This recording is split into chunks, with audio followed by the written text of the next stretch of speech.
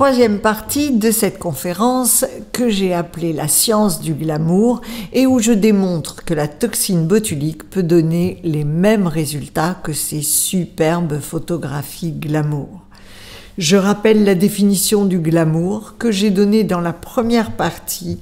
C'est une séduction élégante et un charme lumineux. Dans la deuxième partie, j'avais expliqué pourquoi les photographes d'Hollywood avaient, de manière extrêmement théorique, décidé de mettre de la lumière précisément à des endroits particuliers sur le front. Dans cette partie, maintenant, je vais montrer comment, avec la toxine botulique, on peut obtenir les mêmes résultats, avoir les mêmes effets que cette lumière qui avait été individualisée par les photographes et qu'avec ce système, on peut révéler la beauté des visages que nous travaillons, nous, médecins esthétiques. Mais il y a plusieurs manières de faire du Botox et je vais les passer très rapidement en revue. La plus spectaculaire, c'est le Mephisto. Regardez Farrah Fawcett, qui malheureusement est décédée depuis. Elle en avait été victime. Le coin interne de l'œil est abaissé et l'œil est soulevé sur sa partie externe avec un fripouillis sur le front. Regardez son regard avant. C'est vrai, il était plus épais, plus lourd, mais tellement plus joli, tellement plus mystérieux. La presse adore ce Botox Mephisto qui regorge d'exemples. Il y a un autre Botox, je l'appelle corde raide. Nicole Kidman en est une bonne illustration. Regardez son regard avant, il est rond, il est doux. Et après, on dirait qu'un fil tire sur son sourcil en haut et en dehors.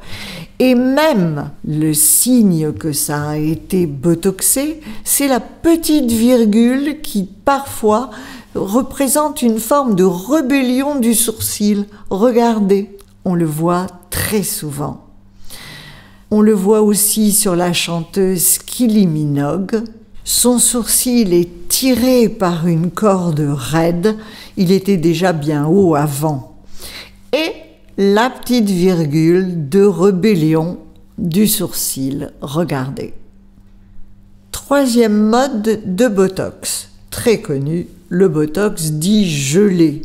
Jamie Lee Curtis, partout, dans toutes les occasions, a exactement le même regard, qu'elle rigole, qu'elle s'étonne ou qu'elle sourit simplement. Ce type de Botox est excessif, trop étendu et enfonce le regard. Regardez.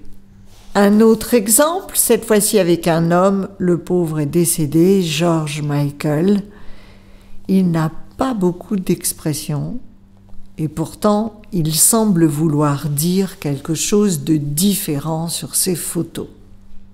Ça, c'est au fil du temps. Et le regard a vraiment bien changé. Et sa ride est partie aussi. Alors, y a-t-il des secrets pour réussir un Botox?